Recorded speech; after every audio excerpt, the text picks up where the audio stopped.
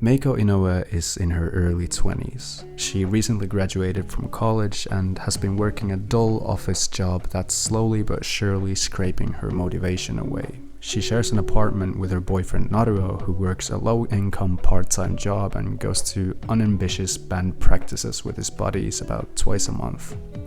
After giving it less than a thorough thought, Inoue decides to quit her job and figure out what she actually wants to do with her life. She quickly finds herself torn, enjoying the freedom of having no responsibilities, but also getting bored from wasting her days. And as her savings start whittling away with still no plan, tension begins to emerge in Inoue and Naruo's relationship, escalated by the fact that Naruo is equally aimless and indecisive about his own future. So Inoue tells him to get serious about pursuing music.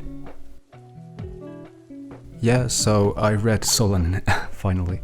The story Inio Asano wrote right before starting Oyasumi Punpun, one of my favorite manga series ever. Honestly, reading this was so trippy. The parallels I found in this story and my current life situation was just eerie. To think that I tried reading it 2 years ago and decided to wait just to coincidentally pick it up during a time where every single aspect of it is as relatable as it is, it just blows my mind how the universe works sometimes. But don't worry, I won't get into any oversharing specifics about my life. I just kind of wanted to preface this video with that because this reading experience was so personal, it was damn near visceral, and it's going to be difficult to portray that in a video or put it into words in a way where you can experience that same thing, you know? But I want to talk about Oyasumi Punpun for a second and compare these two series just a bit. Punpun is one of a kind, right? We all know this. It's truly a story I believe can never be fully replicated. Inio Asano really struck gold, especially with how well the juxtaposition of the main character's appearance and the events of the story blend together. I don't want to hear any comments about how Punpun's design doesn't even matter. Of course it does. It's the aspect that caught everyone's attention, and manga is a visual art form. If you actually thought design and art style didn't matter, you'd be reading books, for fuck's sakes, let's be real. Like, comics aren't the peak of literature. A lot of us just prefer them, and that's okay. But there's no need to pretend like art style isn't a valid factor to take into account when evaluating your preferred series, and it's absolutely a factor that affects a series' success, right? But what else makes Punpun stand out? Well, I personally think it's just excruciatingly introspective, way more than any other manga I've ever read, and I've read like Homunculus and shit, right? Every character is essentially possessed with cultural, societal, and personal struggles and pressures, and Asano does an amazing job articulating these demons, often having entire spreads in the manga with just plain text going over the characters' inner dialogues, which is pretty rare in like any form of comics, right? But as much as I love Punpun, I can't quite shake this opinion that's been developing for a while that it's an extremely edgy manga.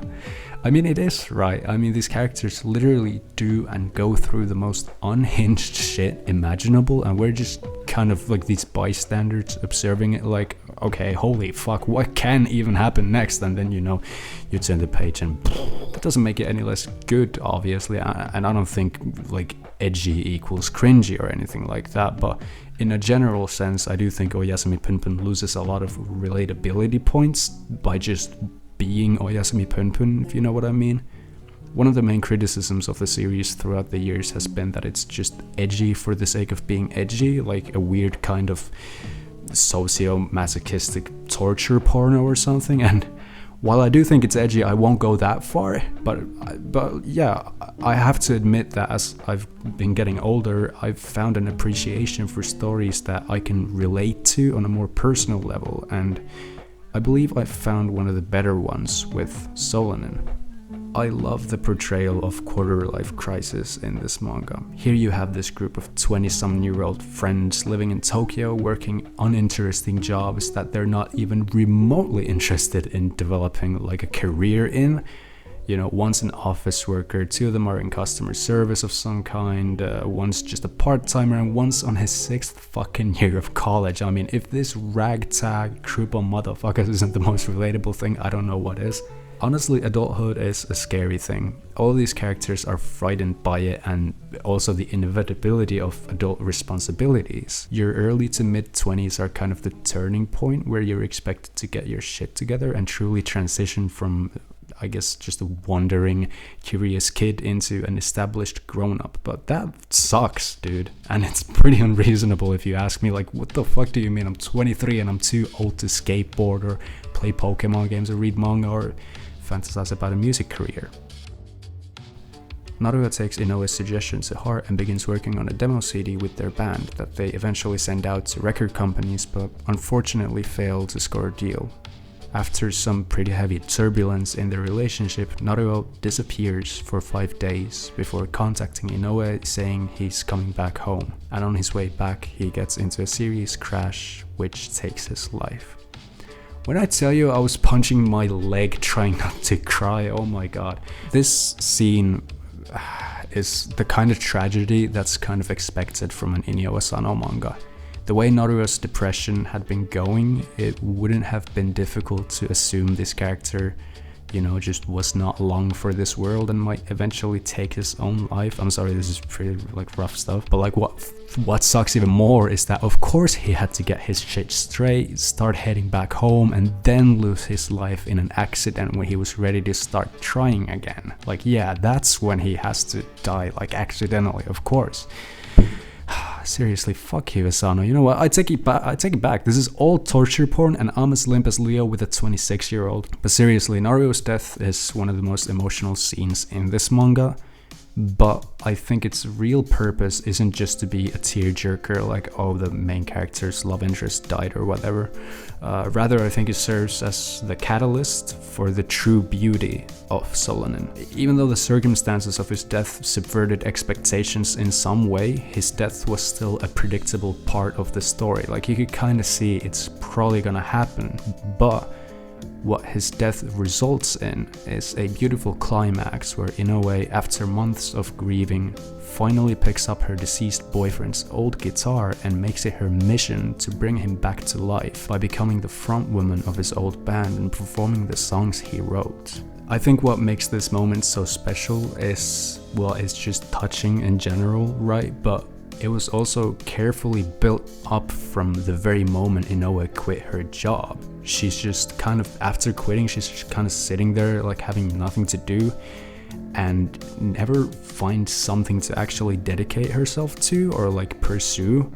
And she stays in this frustrating limbo.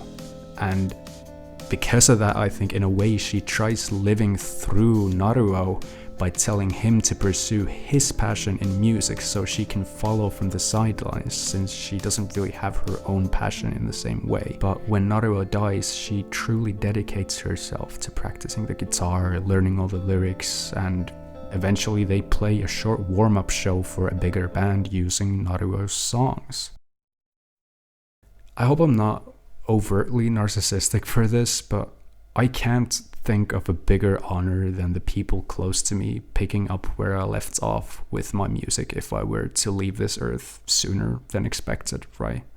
For your loved ones to see the value in what you devote your life to, enough to pick up the pieces and rebuild and continue with your work as the blueprint after you're gone, man, that idea really got me. I can't really help but wonder if Inio Asano had some fears of death himself during this time and was thinking about, you know, I wonder if someone's going to see the value of my ideas and continue where I left off if I you know, fucking drop dead or something.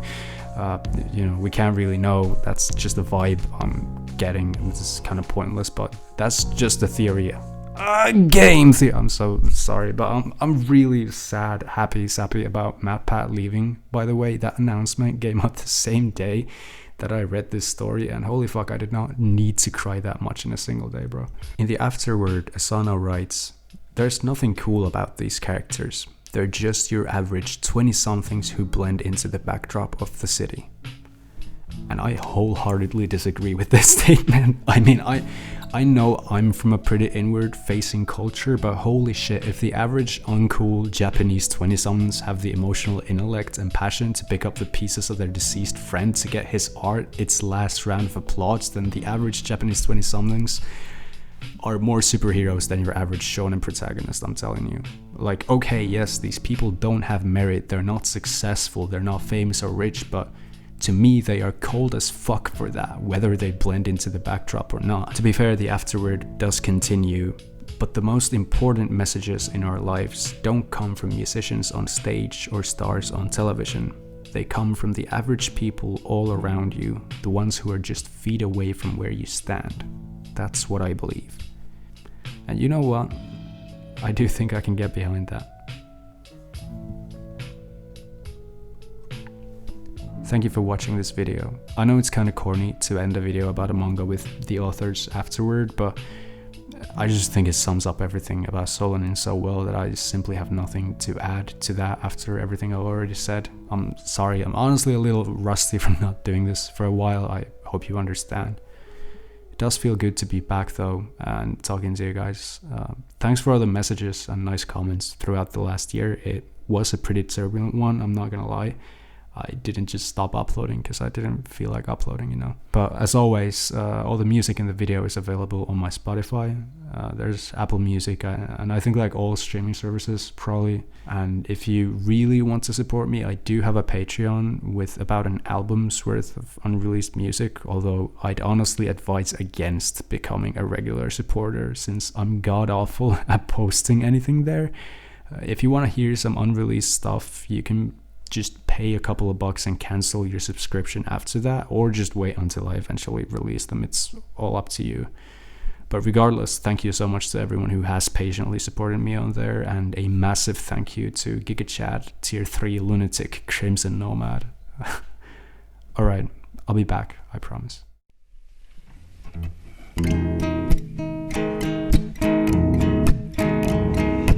Misunderstandings are beyond the sky. Is love just for